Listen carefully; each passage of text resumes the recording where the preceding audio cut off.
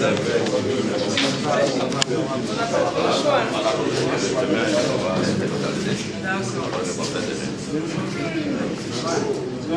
fois de plus, hein, les seuls mots que j'ai, c'est vraiment félicitations, félicitations. Parce que nous sommes tous des agents et des soldats de l'information. Je sais que ce n'est pas facile et j'ai eu l'occasion de le dire et je le redis ici, que chaque fois qu'il y a des visites d'État, le journaliste, mu par le devoir du métier, hein, se fait fort de relayer ce qu'il voit pour que les populations soient informées de ce qui se passe pendant la visite du chef de l'État. Et ça, ce que vous faites, c'est vraiment votre travail. Mais cela étant, les autorités aussi ont le devoir de vous donner effectivement des conditions qui vous permettent d'exercer cette fonction combien noble dans de bonnes conditions.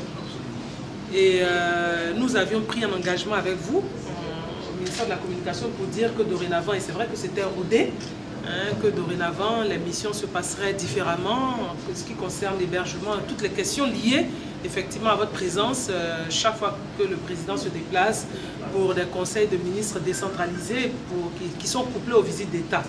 Chaque fois qu'il doit y répondre, il le fait en l'organisant un minimum. Maintenant ensuite, comme je le disais, nous sommes des soldats de l'information et nous sommes aussi obligés de tenir compte de cet environnement-là et puis donc de nous, je dirais,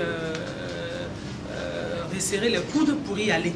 Donc parfois, comme aujourd'hui, par exemple, nous sommes dans la région de San Pedro, hein, donc les conditions ne sont pas forcément idéales en termes d'hébergement, mais nous sommes obligés de faire avec. Hein, nous avons essayé que ce soit le minimum difficile pour vous, mais cela étant, il y avait quand même des difficultés et comme vous l'avez relevé, certains ont dormi effectivement à des heures tardives, alors même que ce matin, il fallait être là très tôt pour couvrir. Hein, il y a les avant-papiers avant que le président arrive, vous savez, je commence à connaître maintenant votre métier. Hein. Donc je sais que ce n'est pas facile et je suis heureuse de constater que malgré tout, vous êtes là. Hein, vous êtes là pour travailler, hein, donner du bonheur aux populations, aux Ivoiriens. Parce qu'en réalité, quand vous le faites, ce n'est pas pour vous-même, c'est pour les populations. C'est pour leur dire, voilà, le président est passé, voilà ce qu'il a fait, voilà ses engagements. Et en montrant du doigt effectivement les engagements que le président prend vis-à-vis de ces populations-là, c'est aussi un rappel aux membres du gouvernement que nous sommes. Parce que nous savons que le président a pris un engagement et c'est nous qui devons exécuter les engagements du président de la République. Donc vous le faites pour le bonheur des populations. C'est pour cela que je disais au début de ma courte allocution, vraiment félicitations à vous, hein, à tous ces soldats et soldates, n'est-ce pas, parce qu'il y a des femmes parmi vous, voilà, qui malgré tout quand même vraiment donné beaucoup de bonheur aux Ivoiriens dans votre diversité, parce que chacun couvre comme il le sent et comme il l'entend aussi. Donc ça c'est aussi la presse, voilà, la pluralité dans la diversité et c'est ce que nous apprécions.